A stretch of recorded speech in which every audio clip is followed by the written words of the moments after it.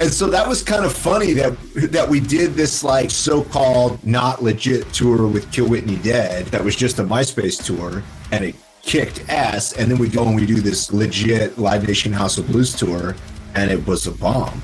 I thought that was kind of interesting. So like 05, 06, you don't even have YouTube yet. People in the industry, so agents, managers, people at labels, they didn't give any value to having success on MySpace. They just thought it was kind of here today, gone tomorrow. I can still go back and find these emails from these old managers, and we were submitting for a Cannibal Corpse tour. He just sent a 1-sentence response, and it was, "We don't tour with deathcore bands." Yeah. We've done 3 tours with Cannibal Corpse since then, but is that our MySpace or what is that? Yeah. Wow.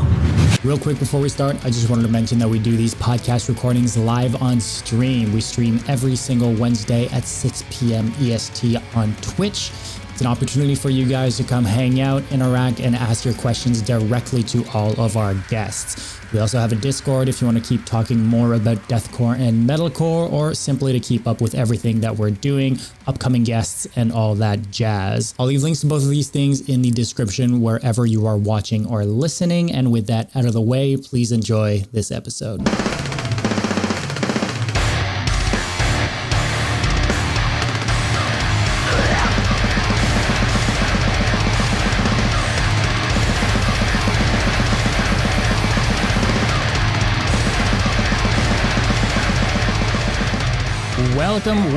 Welcome to another episode of the Brutality Podcast. My name is Dom, and joined as always by my co-host Yan. How you doing, Yan? How do you think I'm doing right now? I'd assume you're doing well, but we never know. It's okay. I'm doing amazing. We have a legend with us today, so... Absolutely. Speaking of which, we have Scott Ian Lewis of Carnifex with us today. It is an honor to have you on the podcast. Welcome to the show, man. How you doing? Thanks for having me on, guys. I'm doing great. It's been a nice day, and I think the podcast is going to be pretty fun. Hell yeah, man. Yeah, we were excited to get to talk to you. We, for context, I guess Yan and I, we both kind of meet up at this point where we both have a love for the MySpace era of deathcore and all that stuff. So we don't get to necessarily, we've had a fair amount of cool opportunities to talk with people that have been doing it and been there, some of the OGs and stuff. But to have someone like you to kind of deep dive on that sort of stuff is definitely welcome. So yeah, we thank you for your time, man. Yeah, thanks for having me. It's going to be a good time. I got all the old stories. Oh, yeah. Before we dive into going all the way back, I'd kind of like to talk for just a little second, because you guys put out an album about 6 months ago. You guys have been touring it. You guys just came back from Europe. How's the release been? How was Europe? How's it going? It's actually going really well. I think the European tour that we just did was probably the best headline tour we've done as far as attendance and merch and all that stuff. So that's awesome. It's always kind of a trip to still be growing. It's especially after 19 years. There's a lot of times in our career where I think like, oh, that's it, that's the top, or we're on the backside now, and then there's another peak, another new record does well, what have you. There's a lot of new fans coming into the deathcore scene right now, which is awesome. So yeah, it's pretty amazing. That's cool, man. Yeah, there's like I think specifically also like obviously like deathcore is doing better than ever, I think, but there's also kind of like this specific niche of like symphonic deathcore and like using a lot of orchestrals in deathcore, which you guys have been doing for a very long time. So I'd be curious from your perspective, like, do you think that's something that's helping you guys out, being kind of like OGs in that scene, or does everyone just kind of sound like a ripoff? Like, what's your kind of like, how do you see it, having a lot of fans, I guess, now that are gravitating towards that sound that you guys have been doing for so long? It kind of seems like the natural progression. I think, with any music genre, once a band does something that's well received, it sort of spreads like a virus, whatever it may be. Remember the gent stuff was a thing for a while. Deathcore bands started adding gent, and then that was the whole thing.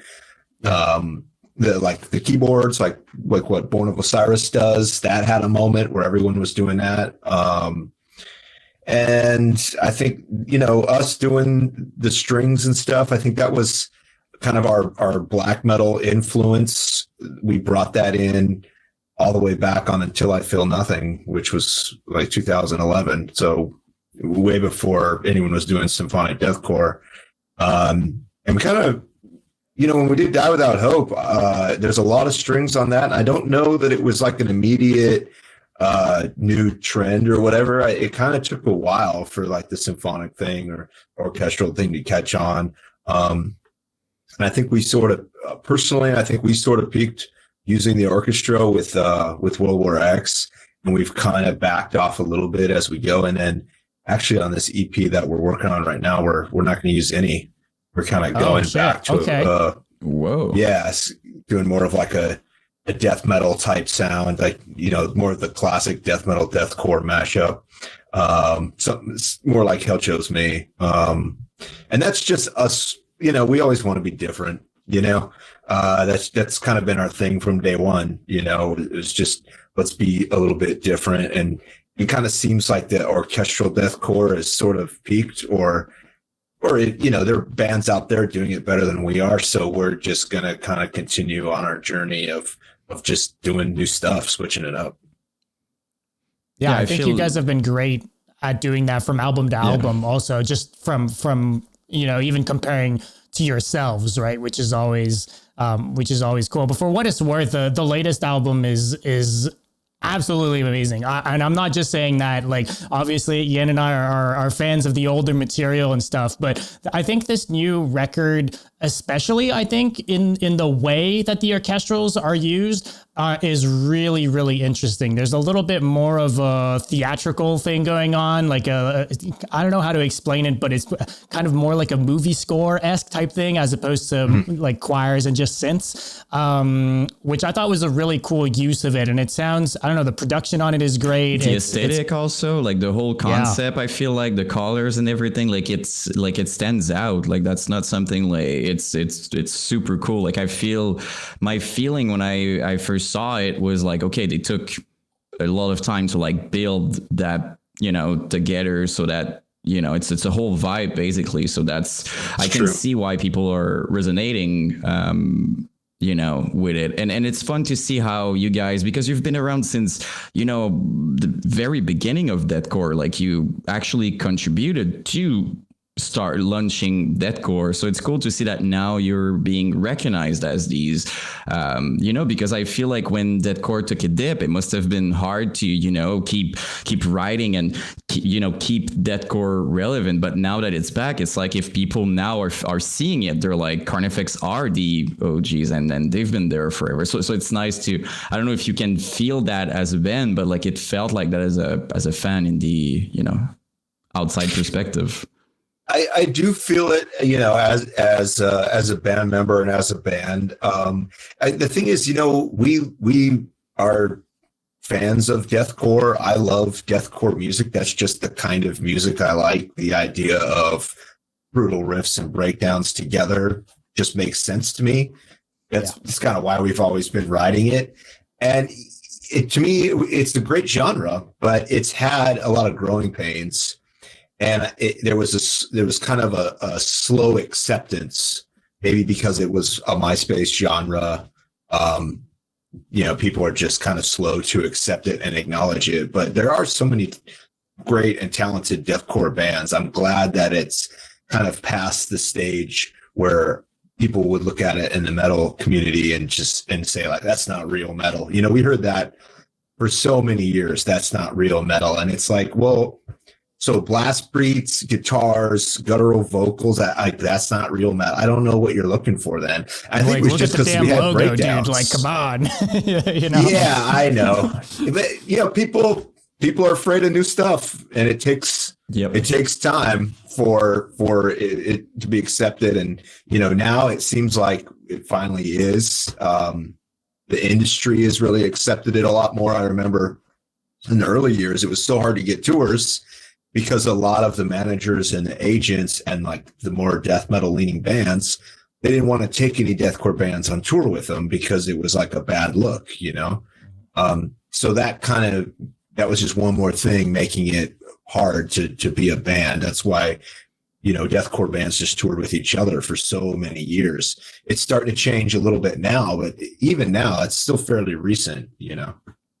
Yeah, I'd love to. Oh, go for it. Sorry, Don. But like, it was definitely a controversial thing because as I'm building my videos and I'm listening to old interviews and stuff like that, the question was always, you know, do you consider yourself a deathcore band? And then you would see these guys trying to say, well, we're, you know, we're doing tiptoeing around it. Yeah. We're doing heavy music. I don't know if we're so like the term deathcore was kind of, you know, as much as it was cool for some people, I feel like for people in the scene, it wasn't always a good thing as much as it is now, right? When you say deathcore now, people are just like, oh, that's cool. Back in the days, it was like, oh, you know, like even the reviews, like I'm reading old reviews and people were, you know, it was don't read those, dude. Like I'm almost mad when I read it. I'm like, are you serious? Like all the amazing, like the best classic of today. People were like, wow, that's a classic. People were, dude, they were trashing it back then. 2 out of 10, baby. Yeah, they were saying, and I'm reading the review, and I swear, nothing. You know, they're not talking about the album. They're talking about deathcore the whole time. They're just saying that deathcore is horrible. Right. So, they're not even talking about the album, like the style, the music, the like nothing. Just deathcore is trash. Like a whole review saying that. I was like, really? So it's that's why also me and Dom, we love doing this thing and has those questions because it's important that people know that people like you guys, like Carnifex or Suicide Silence or Shino, all these bands, you know, you guys had to go through things. It wasn't like, oh my God, well, welcome with open arms. It wasn't like that. Like you had to fight, you know? Yeah, so, it was a very negative time, and it wasn't just from people that, like I said, it wasn't just some of the fans on the community side, but the industry side was really negative too. You know, so it was like you're getting it from all sides. You know what I mean?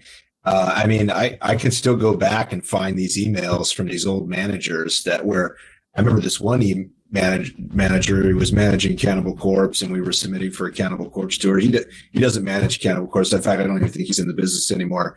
But he just sent a 1-sentence response, and it was, "We don't tour with deathcore bands." That was it. I was like, until Summer Slaughter tour comes around, but yeah, right. Yeah, we have since done like, you know, we've done 3 tours with Cannibal Corpse since then. But you know, it was a very reductive time, and you know, kind of the mindset that's pretty popular now of like, you know, no gatekeeping, everybody's welcome. Let's give all new bands a shot. Yeah, that's brand new. It was not like that at all. It was basically, you know, get lost. We don't want you. We don't need you. You're a joke. You're not real music. I mean, we did a tour where we supported Obituary in 2008. I had to ask it. I was going to ask about that because that seemed like a wild experience for you guys. I saw some quotes of people like flipping you guys off and being booed off stage and shit. Like, dude, that must be 100%. Heavy, man. Dude, I had a guy come up to me afterwards, and he was like with a serious face, like he wasn't joking. He was like serious. He comes up to me and he just looks at me and he goes, "How dare you play metal?" and walks away. He was like offended. The guy was like ready to cry. And I was just like, all I can do is laugh. I'm like, Jesus, bro, relax a little bit, man. It's just, we're just we have a 20-minute set. It's going to go over. It's chill. Oh my God.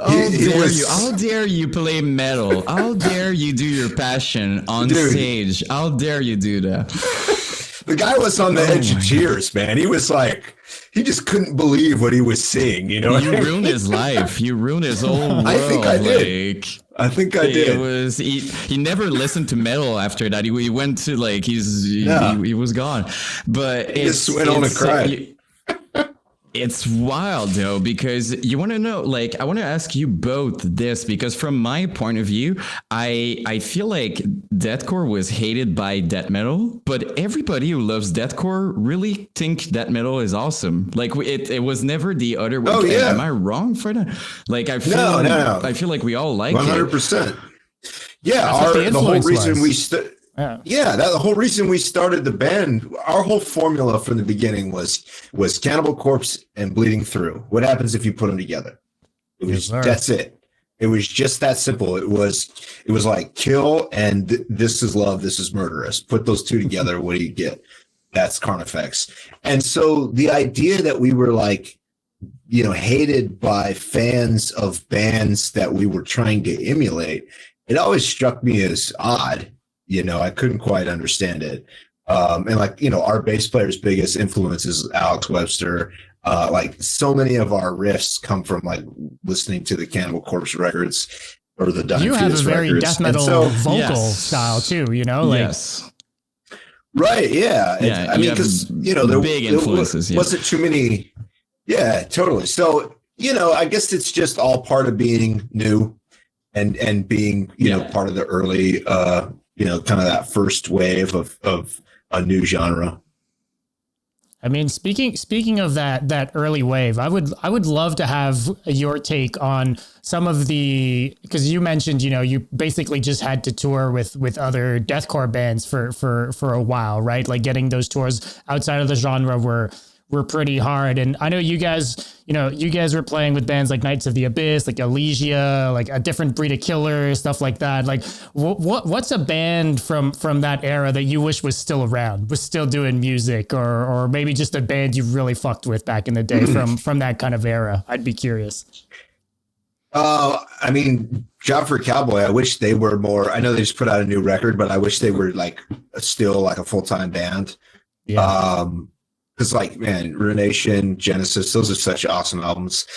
Admittedly, I don't, you know, of course they're free to do whatever they please. The newer, more proggy stuff is a little less my style. I'm more just like the straight brutality. But I know they're super talented dudes, so they, you know, they want to kind of show that talent off a little bit. But yeah, like obviously Doom is sick too, but Genesis and Ruination, those are awesome records. So JFAC, you know, I always loved Wind to Play. I still do. I wish they were around. And, you know, I think they were ahead of their time as far as, like, if you listen to kind of what they were putting out. They were doing bleeding through with synths and stuff too, you know? Is that same similar kind of influence? Yeah.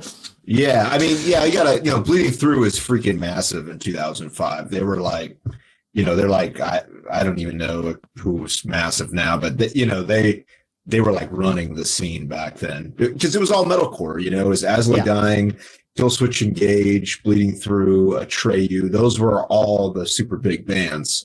So, you know, so it was a big change to go from like those bands to deathcore. Yeah, and I think who else from the old days was sick? You remember that band Misericordium? Did you guys ever hear them? Dude, those guys are so fucking brutal, man. I used to listen to them nonstop back then, man. They were so good. You guys toured with them, Burning the Masses, right? Yes, we did 2 tours with them. Yeah, that's one of those bands. The original that tech deathcore band. Yeah, exactly. Yeah, I think they found the exact formula of deathcore that I enjoyed. Like that was it, you know. And even then, you know, they kind of switched to a little bit more of a death metal thing with their follow up albums and stuff. But it must have been cool to see all of those bands back then. And you know, I was reading up on, I don't know where it was said, but you were talking about, you know, handing out flyers in person at shows to network and, you know, sending out demos in person to people and stuff and just booking tours through MySpace, you know, because that's where the bands were at and stuff like that. Is there anything you could speak to on that? Like that hustle back then, maybe if you compare it to what it is today or how you felt it back then?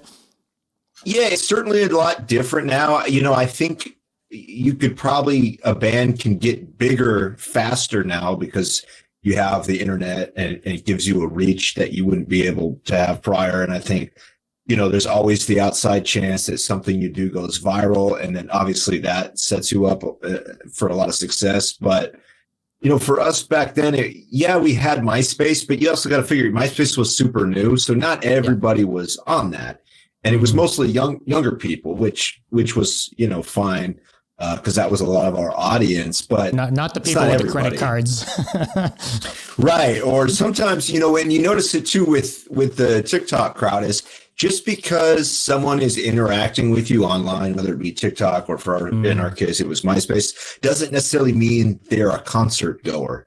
And sometimes that's a different person.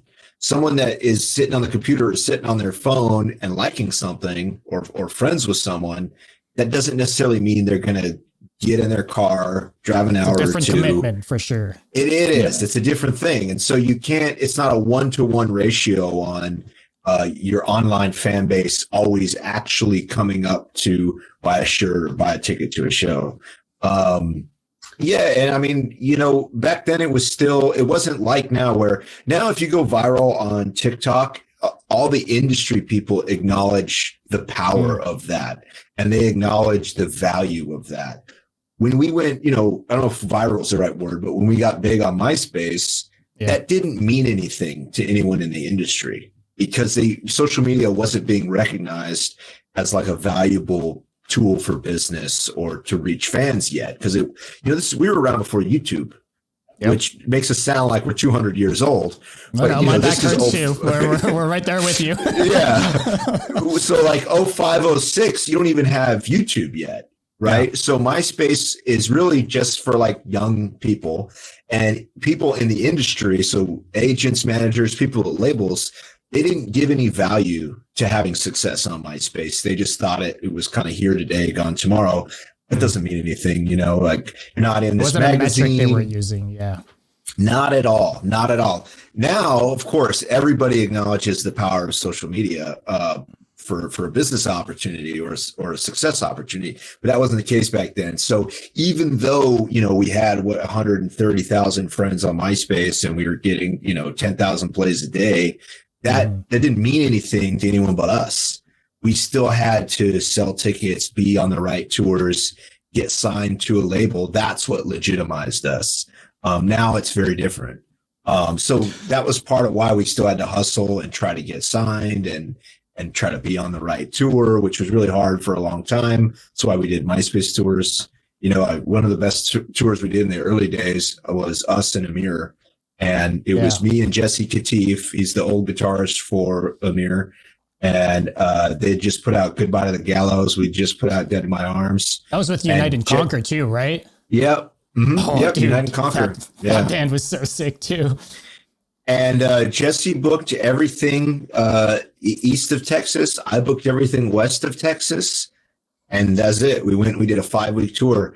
And I think every single show was packed. And it was a special thing. I didn't realize it at the time, but that was like a really special moment for the scene, Yeah, it was starting to come around. Like this MySpace thing started to, like, a community was, as much as people wanted to hate deathcore, you can't deny it when fans are showing up and people are talking about it and there's views, like as much as you want to deny something and say that it's not good, if people are there for it, at some point you need to recognize it. So I'm super glad that bands like you and as I said before, like Suicide Silence, all these, bands that kept just, I don't want to say fighting, but kind of, like just doing their thing, going in shows. It was kind of, you don't accept us, it's fine. We're going to still do our thing. And we know we've got something. And that's why we've got the deathcore scene that we have today. So I feel like a lot of us are extremely grateful for that. So it's cool to see that it's being recognized nowadays, Yeah, it is. And for us, there was always haters and kind of roadblocks, but for every hater there was a fan, and we've always had amazing fans. And even to this day, we still have so many fans from the MySpace era that still come out and still support. And that to me, that just blows my mind. Like, I mean, we'll do the meet and greets and I'll talk to some people. They're like, yeah, I've seen you 21 times, 22 times. And I'm just like, introducing you to their kids and shit. Yeah, like, you're not sick of us yet? Like, damn. They're like, no, we love coming, and so to me, that's really my motivation to keep going. That's my motivation, that when we put together a tour, to make sure it's a good tour with a great lineup, that the fans are gonna get their money's worth and enjoy the night. To me, initially it was, of course, about my own success as a musician and trying to make it. But over the years, it's really transitioned to really just trying to be good to our fans.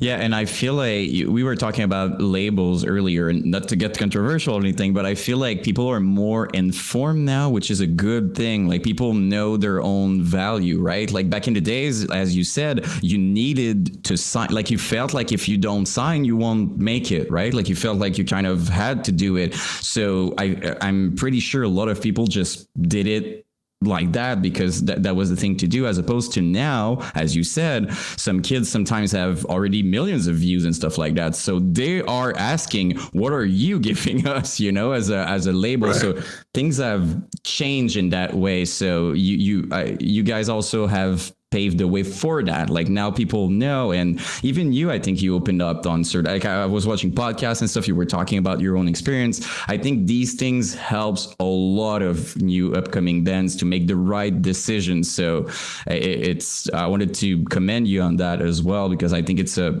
very good thing to recognize that and to give that power back to the artists. I appreciate that. Thanks for that. Yeah, we definitely signed some bad record deals in our time. But I think there was, back then it was kind of like, okay, so you get presented a kind of bad deal, but it's like, okay, so let's say we say no, then what? Yeah. Well, then we're just still an unsigned band, right? Yeah. And they'll just go give that contract to someone else.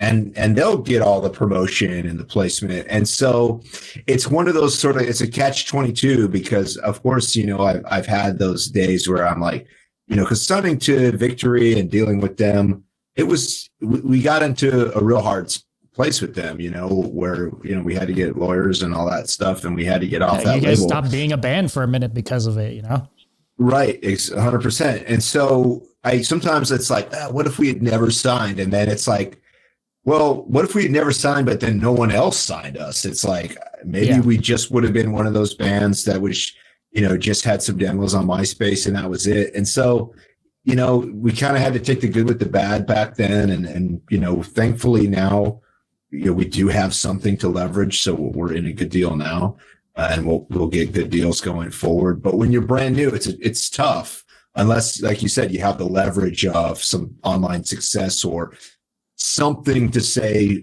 no, we're worth more than that, and here's why. Because really, the music industry, people, managers, agents, A&R people, labels, they're heat-seeking missiles.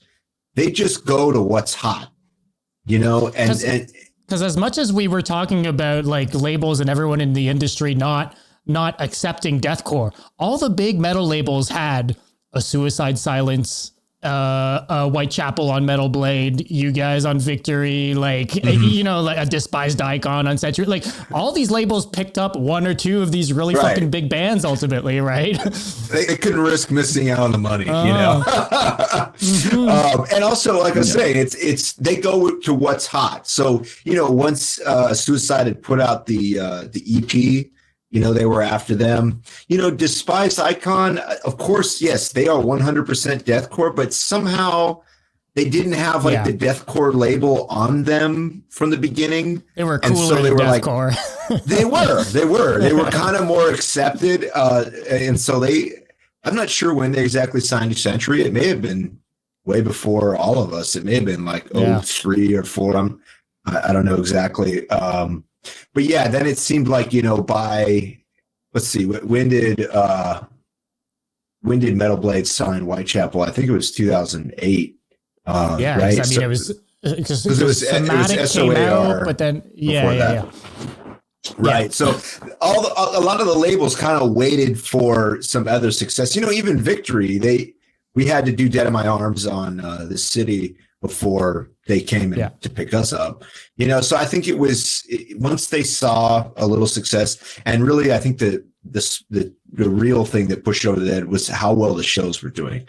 That's one thing I will say. Like deathcore shows are in the early years, they did so well, and I don't know why exactly. Just a very supportive and faithful audience. But some of those early deathcore shows did great. I talked about the obituary tour that we did. So that tour was in 2008, I think. Yeah, 2008. Yeah. And the tour we had done, that was in the fall, and the tour we had done in the summer was a summer tour doing direct support for Kill Whitney Dead. Yeah. Now, Kill Whitney Dead, I guess they're a deathcore band, maybe more on the metalcore side. We all associate it. Yeah, they were like on the outskirts of it. People welcome them. Yeah, they weren't like brutal deathcore, but I guess they were a version of deathcore band, I guess, Yeah. And they're sick. I like Kill Whitney Dead. I think the movie quotes thing is awesome. Mm-hmm. Someone should bring that back, but the problem is a lot of the DSPs, they're all worried about licensing. You can't have samples. Anyway, so we did this summer tour with Kill Whitney Dead, and it was like a DIY tour. No big agent booked it. We didn't really play like any Live Nation or House of Blues types rooms. It was a lot of, kind of like random venues, as I'm sure you know around. But they were all packed. It was awesome. It was great. So we get off of that tour, and then it's this obituary tour, which is like a Live Nation tour. So we're playing like all these House of Blues venues. It's like a big agent booked it. So it was like this very serious, legit first opportunity for us to have like a real tour. It didn't do good at all. The Kill Whitney Dead tour did way better. And to me, I think that was something that I was not expecting. I was thinking like, oh man, we're going to be playing House of Blues, Hollywood, we're like all these sick venues with the legendary obituary. Nah, the rooms were empty. Nobody came. Yeah. This before, even if they were full, probably not selling merch, right? Because the people, like the fan base wasn't there type thing. It was a different kind. That crowd would rather spend $20 on a beer than $20 on a shirt. Yeah. Which is great for the bar, but that doesn't help us, whereas like the MySpace kids, I mean, they're drinking in the parking lot and then they're going to come in and blow all their money on merch.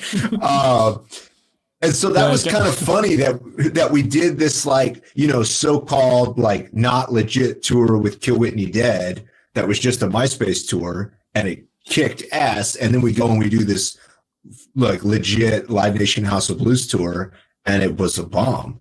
I thought that was kind of interesting. Since then, obituary has really come back around. The old school death metal is like a new trend now. You see a lot of the old school death metal bands coming up, but 2008 was not the case. But you would have figured there would have at least been something to the effect of their legacy still, like bringing people out and stuff like that, right? Like even in 2008. Dude, so it's like not weird. Really. Like, a couple hundred people a night, 200 people. Like, dude, we played BB King's in New York City. There were more people on the guest list than there was in the crowd. That's not a joke. That's a straight up fact, man. I'm not making a joke. That was a fact. And it was like, geez, New York City, dude. It's more people in the backstage than there was in the crowd. It was tough. And you dared play death. You dared play metal at that show. You dared. Oh, we dared. You dared. I also have like, I guess it's kind of two questions in one. And without naming any bands, do you recall, because you said like the labels were kind of rejecting deathcore, do you remember how it was coming from the death metal bands? Like, I'm kind of curious to know if you had those moments where, some big death metal bands were looking down on you, and without naming them, of course, I don't want to put you on the spot. And also, if so, did you ever have like a full circle moment where years later these bands are respecting you now, type of thing, is kind of my question. Maybe it didn't happen too. I'm just curious to know. Well, actually, so kind of the opposite. Going back to the obituary tour, we got hated on a bunch on that tour, but the obituary guys were so cool to us. They were super supportive. They never said anything negative. They would always shout us out on stage. And I made a post on my MySpace when Ralph Santalla passed away. He was the lead guitarist in Obituary at the time we toured with him. And he would like watch our set, like with a drink from side stage. They were super rad. So it was actually a positive experience there. Same with the guys from Cannibal Corpse when we finally toured with Cannibal Corpse. There was an extra part to that story you just mentioned, though. He wasn't just side stage. He maybe saw some people heckling you guys on. Yeah. That story goes a little deeper. Yeah, he actually. He kicked out these two guys that were totally like flipping us off the whole time, which I thought that was awesome. Like I couldn't believe that, awesome. These death metal legends would care about us, but they did. They were super cool. So, maybe like musician to musician, it was a little different than kind of the industry people or some of the elitist metalheads, But that's a statement in itself, though, right? Like the community was trying to reject deathcore when their own idols were digging you guys and respecting you guys. So it's like it doesn't, it goes to doesn't show. make sense. Yeah, it's weird. I think it's just growing pains from something new. And I think just like now, like if something gets popular on TikTok, it's easy to just be like, oh, great, another TikTok trend. Maybe it was like that for MySpace, where people were just like, oh, another MySpace trend. So, I get it. And I think, it's a rite of passage, like to have adversity. I think if we just started the band and everyone just loved us from the beginning, we definitely wouldn't be the people we are right now. I've seen some bands like that, and it's fucking rough. It's rough out there for those people. It really is. Right. Yeah, so everything happens for a reason, and I don't mind that we had to kind of go through the ups and downs. It's all good. It comes with the respect that you guys have now. It's a big part of it, probably also to know that, because you guys, I was doing your video, right? And I was looking at all the tours you've done, and I was like, these guys have been working so hard, like every single year. Like it's not every band that would. And that's with like a record every 2 years. That's what blows my fucking mind on top of the touring. It's crazy. That's just nuts. No, we toured hard, man. There was so 2007 through 2011, so that 4-year stretch, we pretty much did 300 shows a year and the records. So, I mean, I was like gone the whole time. Like our bass player, Fred, his brother's in the Marine Corps. And he was actually gone from home more than his brother was on a deployment. Figure that one out. That's how hard we were touring. And, we kept it up, man. Like, I mean, even, 14, 15, 16, we toured really hard. And it's for a few reasons. One, like, that's where the money is. Like, if you want to make a living as a metal musician, you have to be on tour. You just do. Because from streaming or record sales, metal doesn't do the volume that pop or hip hop does or country does to allow you to earn a good living and just sit at home or sit in the studio. So the road is, look at Cannibal Corpse, man. Like their band I look to all the time. Still out. They still tour so much. It's I'm like, crazy. Damn, guys. Like you're making us look bad here. It's like and they're killing it. You'd think they'd be set for life, but being one of the bigger fucking death metal bands out there. Right. But, I mean, you still, I'm sure they're making good money, but it's not never work again money. Yeah. It's like you got to keep. Not only that, which I thought it was. When I was younger, in my mind, all you guys, like in my mind, like in my 16-year-old mind, it was like Suicide Silence, Oceano, all these, they're probably millionaires. In my mind, I was like, okay, they're all set, And years later, I don't remember. I think because I love I Declare War, right? Like I love this band, and like at the time on Tumblr, I think that's when my bubble broke. Like I was asking questions in the Q&A, and I'm like, you know, in my mind, they're all set, and they all had another job. They're like, dude, we're all working on the side as we're doing that. And I was like, oh, so it's Yen was asking, which of the 3 Ferraris did you take out today? I think my question was like, since when do you guys only do the band? Like that was kind of my, and they were like, never. We also have side jobs. I was like, oh shit. So like, it goes to say also that you work hard without even knowing if you're gonna get comfortable. That's another thing, right? Like you do all these tours and you're trying to make it, but like not every band is on the level of like, I don't know, like a Slipknot or kind of, and then stuff like that. Like it takes time and dedication. Well, so you know what's funny about that is if you talk to Corey from Slipknot, he'll tell you he's broke too. So you know, oh my god, okay. Another level broke. No, I'm kidding. I suppose it's all relative. You know what I mean? I'm sure you can always look up the chain and find a musician that's making better money. You know, fortunately, I haven't had to have a second job since 2006. I've done the band. That's partially why we toured so much, was because if we toured all the time, then we wouldn't need a job because we're in the van. And, you know, when you're on the road, it's like you're getting your food paid for, you have someplace to sleep, you know, you're not paying for gas, right? The money that the band is making is. So you can, it's kind of weird where if you just are on the road all the time, you actually don't need to make much. Cost you much. Yeah, that's it. No, you kind of just are just living this kind of transient lifestyle, and then you're hoping it builds up to something. And I mean, you know, the early years, we'd have like a good tour where we'd make money, and then a tour where we would just break even or only get a few $100, you know? So it was up and down in the early years. It's a lot different now. It's much more kind of, much more like of a business, right? You know, we have a agent, we pay taxes, we have our tours planned a year in advance. We already have our releases planned super early, but that's more in the last 10 years. But the first, 5, 6, 7 years, it was, kind of crazy to hear you say, like, oh, that's in the last 10 years. And then there was another 8 years before that. Like, 9 years. Yeah. Yeah, it's a long time, man. It trips me out. It trips me out. A year, you're planning a year ahead in advance. You're already planning for the 20-year anniversary. That's what I'm hearing right now.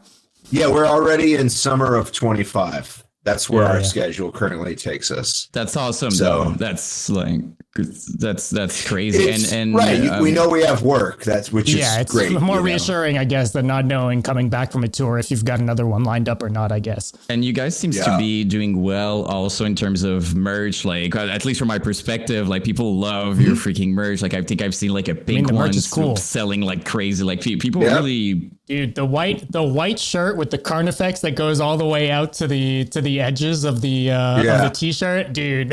I've always thought that was the coolest looking thing. Like especially like back in the day, I was like, oh, I need that. and to be fair, I think you have one of the coolest logo. Also, I think that helps a lot. Like honestly, it's one of the. Sick. Everybody agrees on that. Like every conversation we have, like Carnifex has like one of the top logos out there. So while we're here, like, do you remember who did it and stuff? Like how? It was our very first merch guy. His name was David Biscupsi.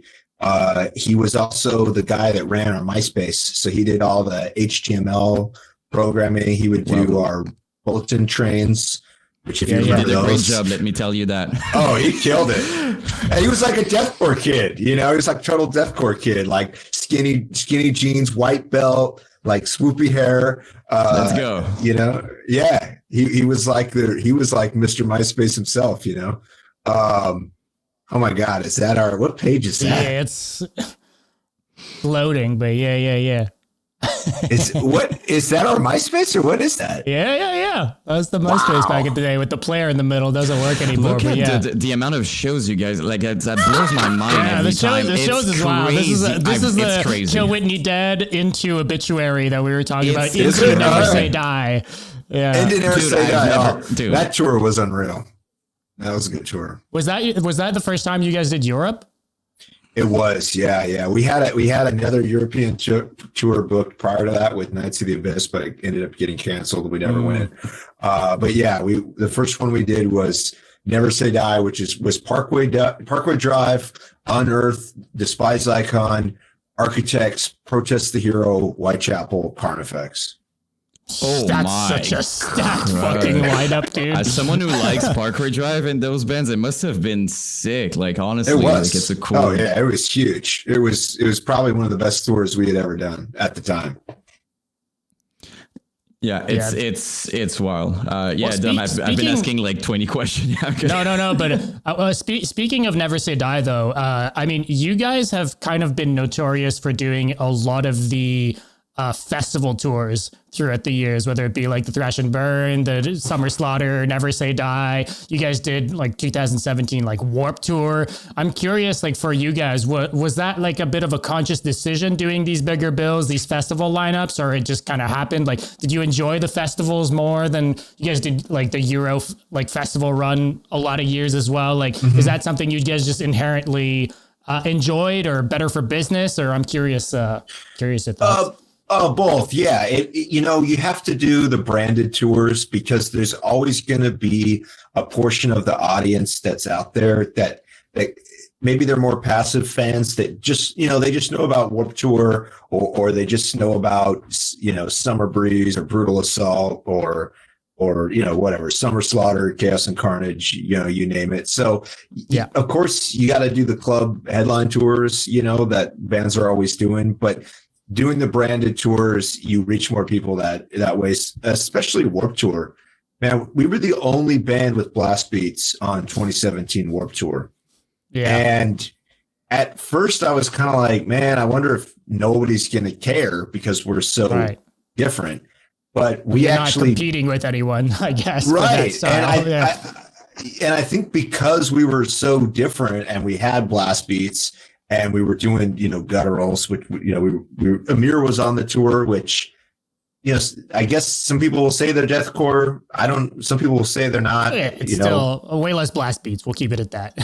Right. And more groovy, they don't have like death metal riffs, and Hatebreed was on the tour, which, they're also heavy, but not deathcore, But we actually ended up having just an amazing audience, and we sold so much merch on that tour. I could not believe how much merch we sold on that tour. And we did really well, which was funny because the bands that had done the tour a lot of years were all talking about how poor the tour was doing. Because, it's kind of when Warped Tour was on the backside. So attendance on our year of Warped Tour was like between 5,000 and 7,000. Whereas in the good years, it was like 20,000. Well for Warped Tour, yeah.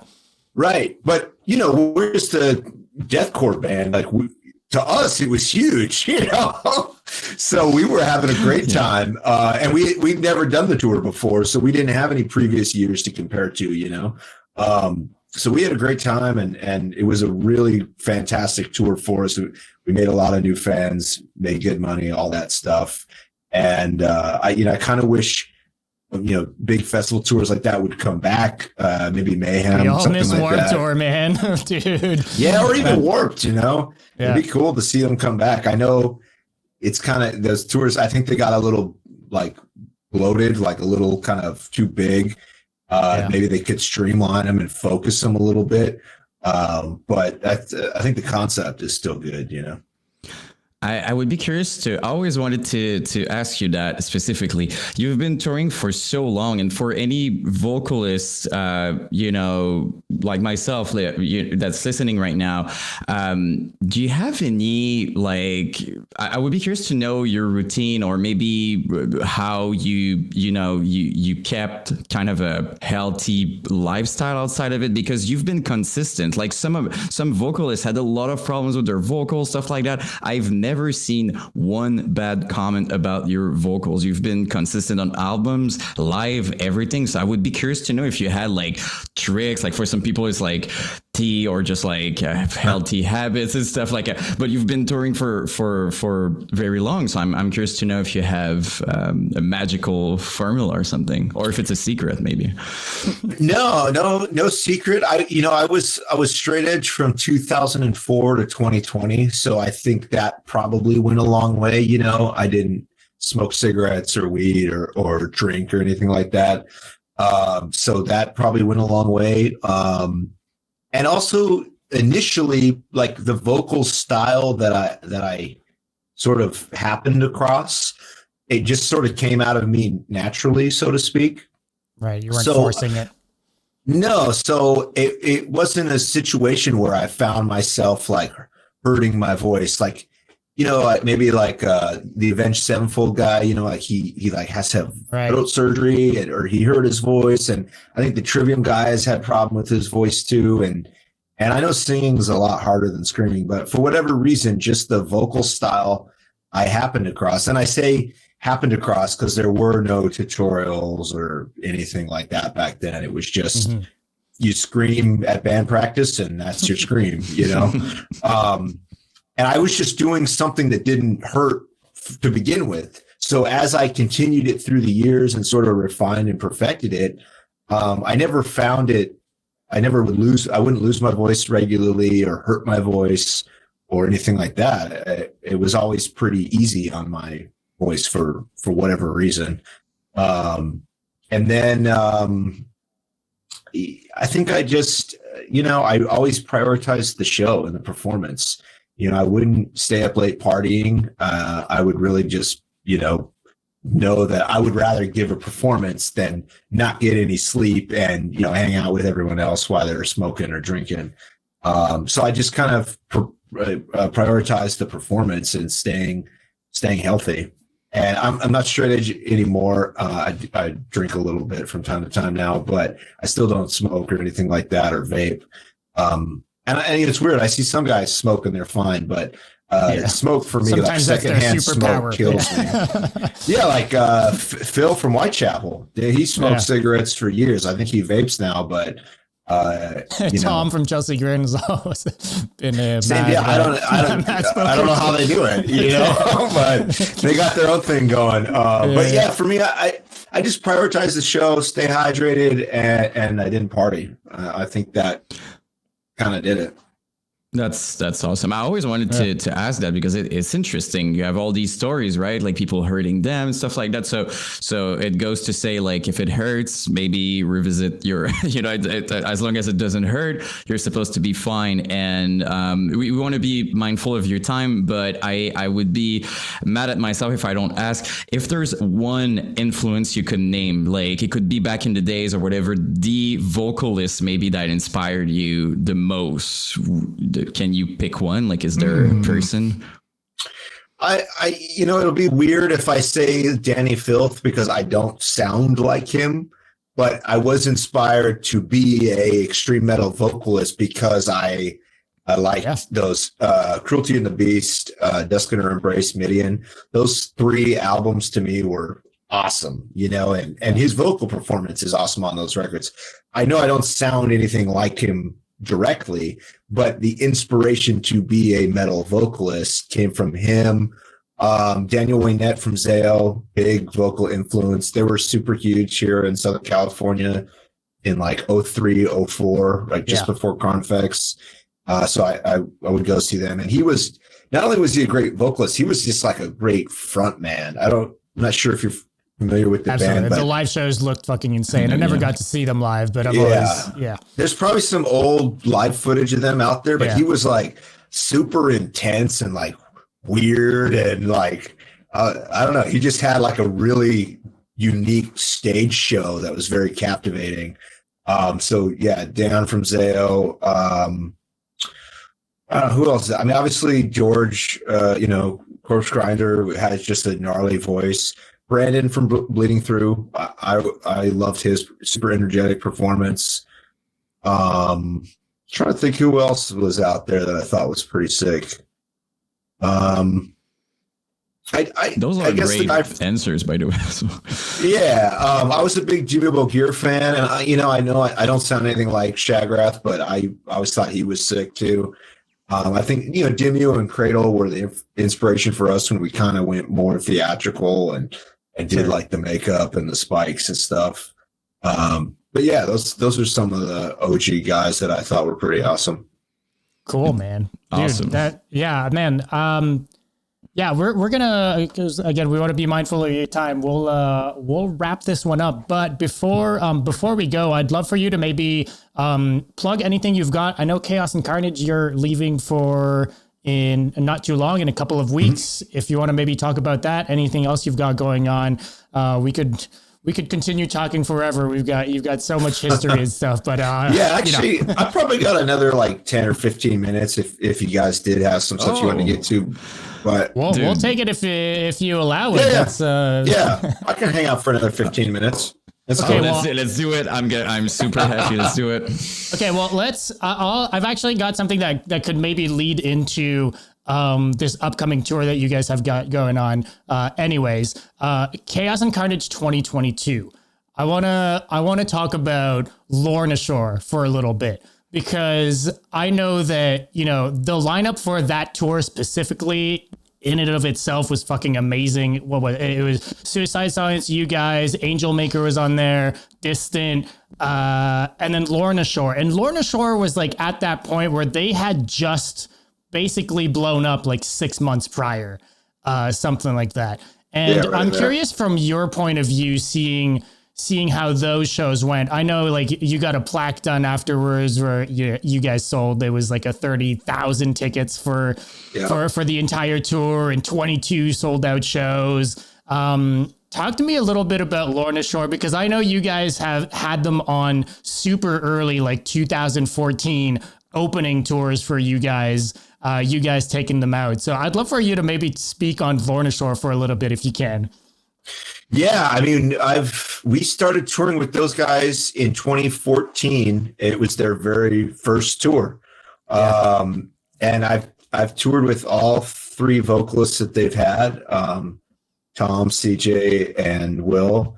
And the two guys that sort of run the band, Adam and Austin, they are awesome dudes. They're totally legit guys. They are there for the music. They're there for the fans. They're super talented and super passionate. And, a lot of times the wrong people get popular. That's not the case with them. I'm glad it was them, because they actually are legit, and there's a lot of dudes out there in bands that are popular that you're like, you're not the one, dude. But that's not them. They're rad, super rad dudes. And 8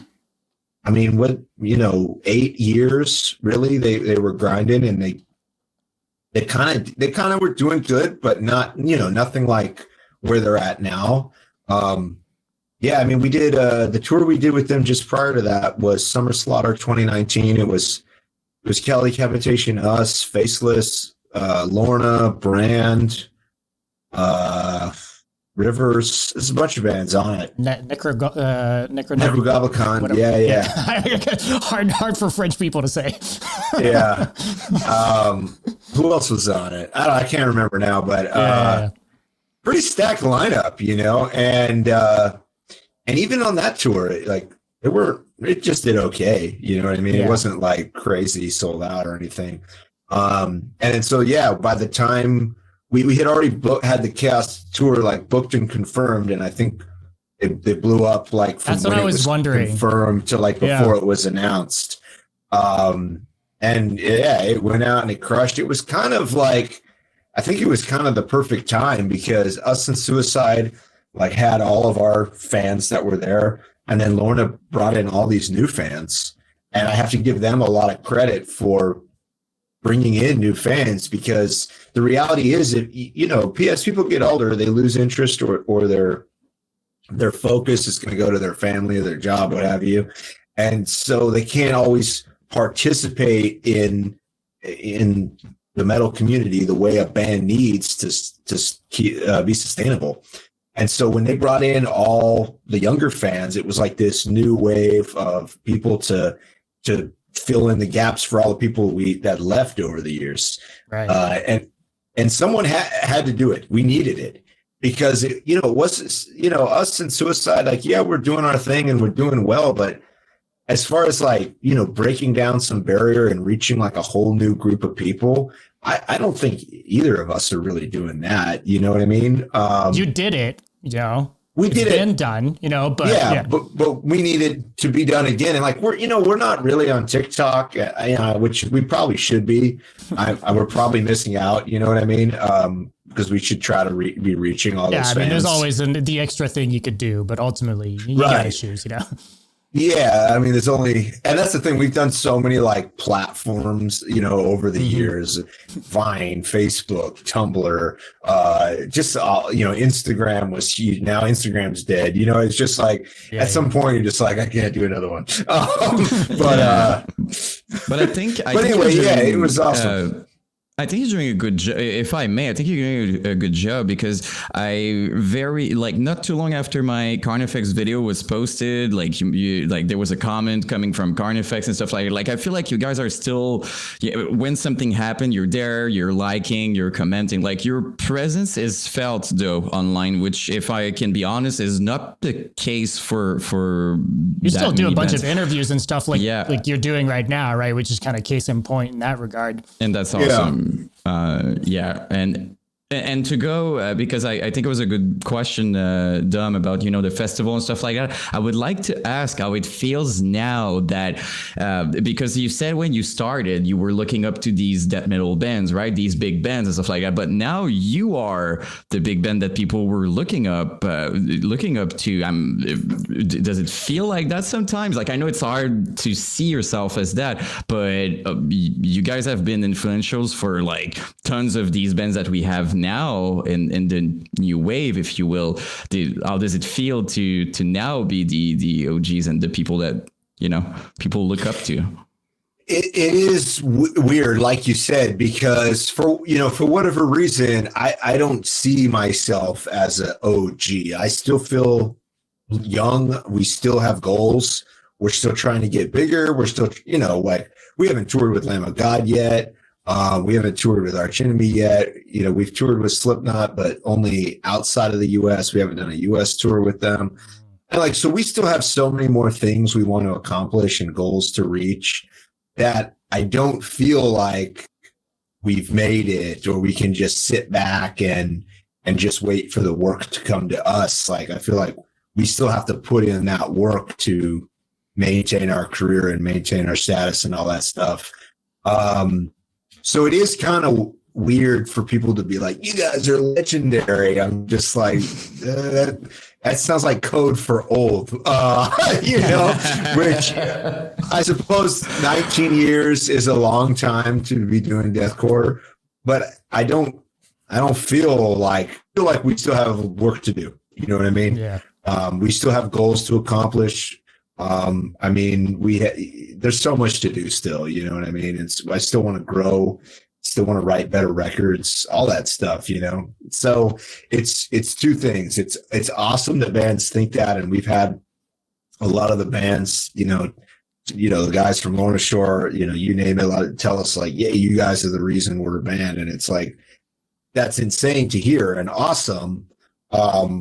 But that doesn't mean I can relax. I still got work to do, So it's both. It's awesome, but then also, we still got to stay busy and stay relevant, keep putting out, crushing, brutal records, and still put on a great show, still be on great tours, all that stuff. Look, for what it's worth, if you had asked me in 2006, if in 2024 we'd be talking about deathcore, three dudes in a podcast type thing, I would have laughed you off the set. Oh, I wouldn't have believed it. So something happened, something was done right, there's a review out there for Die Without Hope that said Die Without Hope was the final nail in the coffin for deathcore. Right. It's like, I don't know about that one, but so yeah, ago. Right. Yeah, it's cool to see. Like I feel, as you said, to see something like a band like Lorna, because what I've noticed, definitely there's a lot of young people in deathcore shows now, right? Like it almost felt like, Which is great. I don't recognize anyone at shows anymore. Yes, it's insane. like, my local scene is completely new. Like we used to see the same people. You would go at shows and you would be like, hey, like I remember mushing at shows and being like, oh yeah, that guy, yeah, I we're gonna mush with this guy. Like I would tell my friend, look at him. We're gonna open the pit together. Like you knew these things. Now I'm going and I'm like, oh my god, like I'm the dude now who kind of take a beer, relax.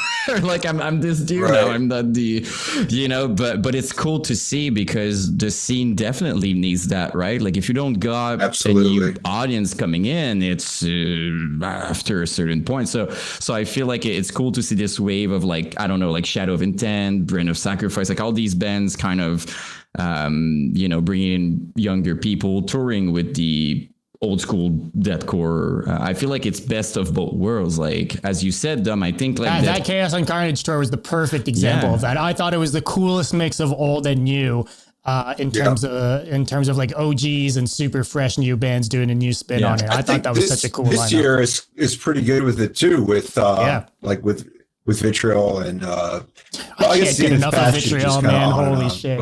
They are so good, man. They are sick. I'm looking forward to seeing them. We haven't toured with them yet, so it'll be a good tour. Yeah, who else is on that tour? You've got Cattle Decapitation. Love them so much. Yeah. Cattle, Rivers of Nile. Yeah. Humanity's Last Breath. They're going to be sick. They're new school. Yeah. Zenith Passes, Vitriol, and Face Yourself, another new school band. It's definitely like a good mix, which is kind of what we try to always do with our tours. If like we, on the last US tour we did Signs and To the Grave and Last 10 Seconds of Life. Yep.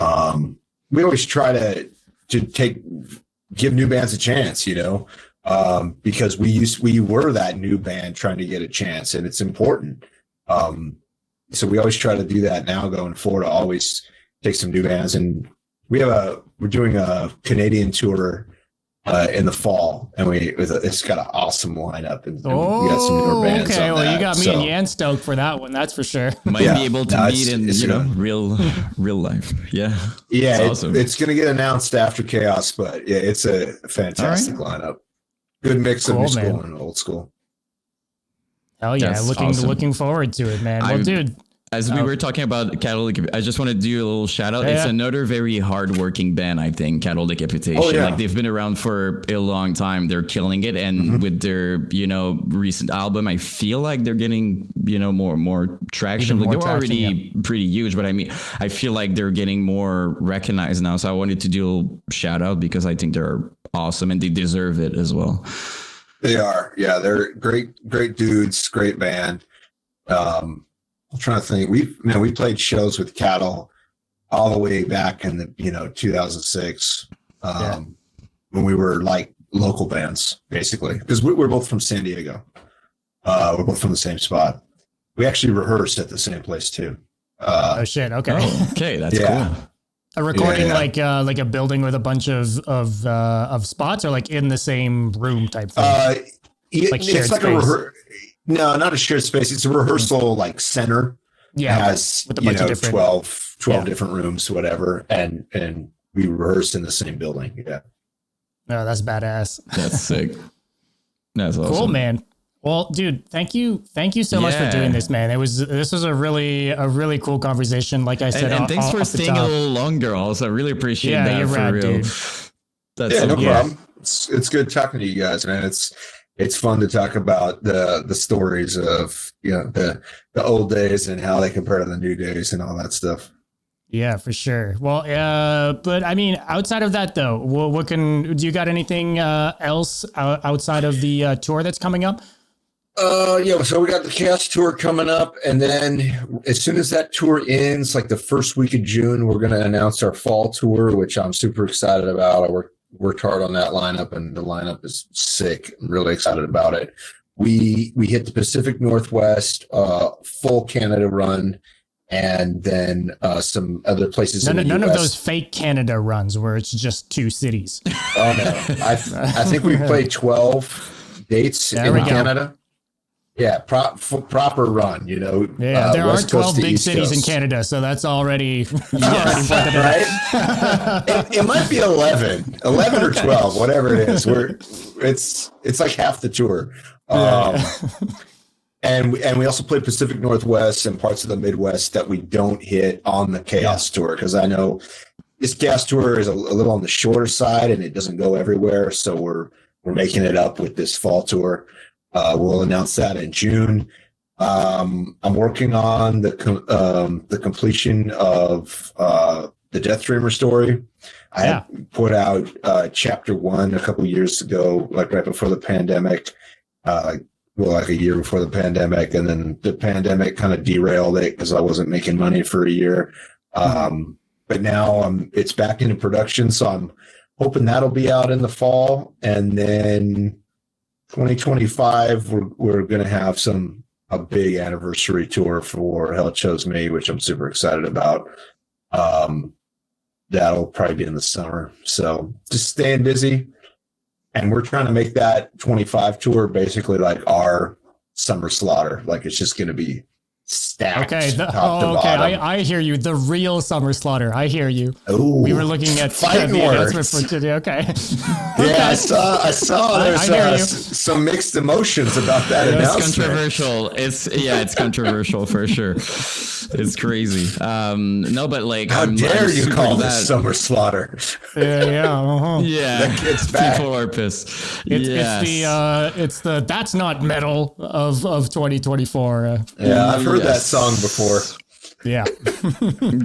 there you go. Looking forward to the fall tour, by the way, while Laura can say it. Like, I think it would be fair to say that most shows, especially close here in Montreal, people are so excited when there's a tour like that. Like, I think it's almost always sold out when there's something happening in Montreal now. So when the right tour hits, that's for sure. Yeah, that's what I mean. Like when big bands like you guys are coming, like you have to buy your tickets in like 5 minutes, like 10 minutes. Yeah, post pandemic has been pretty crazy here for sure. Yeah, it has. I think we've only played Toronto and Montreal since the pandemic, and I think we've only played each place twice, and they were all sold out. Both times they were sold out. So looking forward to coming back with this lineup and playing all Canada. Awesome.